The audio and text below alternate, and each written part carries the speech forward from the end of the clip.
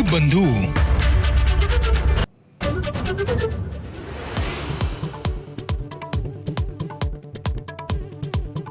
पाकिस्तानसाठी हेरगिरी केल्याच्या आरोपाखाली अटक झालेली ज्योती मल्होत्रा आयएसआयच्या संपर्कात असल्याचा संशय. पाकिस्तानी व्हिसाच्या प्रयत्नात असणाऱ्यांवर आयएसआयची करडी नजर.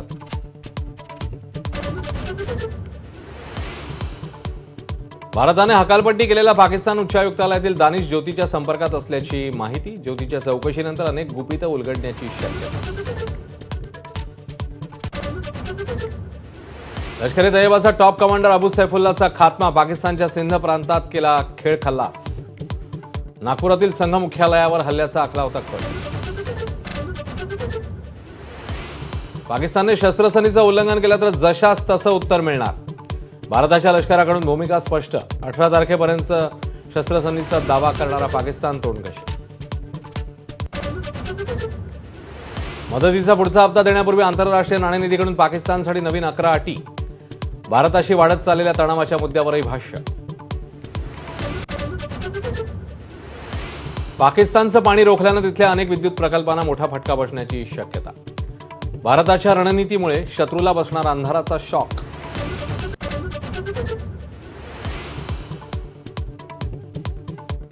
पाकिस्तानचे 42 बॉम्ब निघाले फुसके. पूंछमध्ये हल्ल्यासाठी वापरलेले मात्र न फुटलेले बॉम्ब भारताकडून निघाले. ऑपरेशन सिंदूर यशस्वी करून दाखवणाऱ्या सैन्याच्या सन्मानार्थ देशभरात तिरंगा रॅलीचं आयोजन. नागपूर, डोंबिवली, अमरावती, मालेगावात तिरंगा यात्रेत बडे नेते सहभागी. अहमदाबादेत अमित शहांच्या नेतृत्वाखाली रॅली.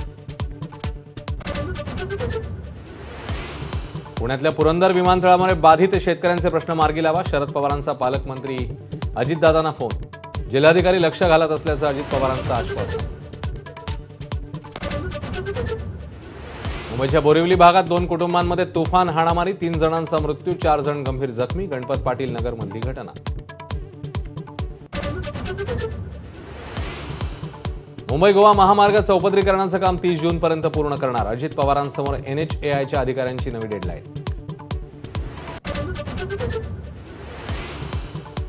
सोलापूर MIDC मध्ये लागलेल्या आगीत मृतांचा आकडा 8 वर. मालक उस्मानभाई मनसुरींसह 4 जणांचा मृत्यू. कुलिंग ऑपरेशन दरम्यान भडकलेली आग अखेर 18 तासांनी नियंत्रणात.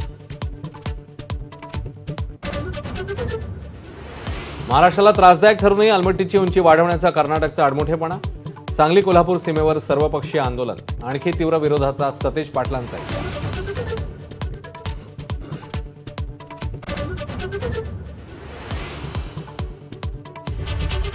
नमस्कार, मी अश्विन बापट. आपण बघताय 10च्या बातम्या एबीपी माझा. बुलेटिनच्या सुरुवातीलाच्या दिवसभरातली एक मोठी आणि चर्चेत राहिलेली बातमी. ऑपरेशन सिंदूरमध्ये भारताने कुख्यात दहशतवादी संघटना लष्कर-ए तैयबाचं कंबरडं मोडलं. या ऑपरेशनमध्ये अनेक दहशतवादी ठार झाले. याच दरम्यान पाकिस्तानात लपलेला लष्कर-ए तैयबाचा टॉप कमांडर नुकताच ठार झालाय. 2001 पासून भारतातल्या अनेक हल्ल्यांमागचा सूत्रधार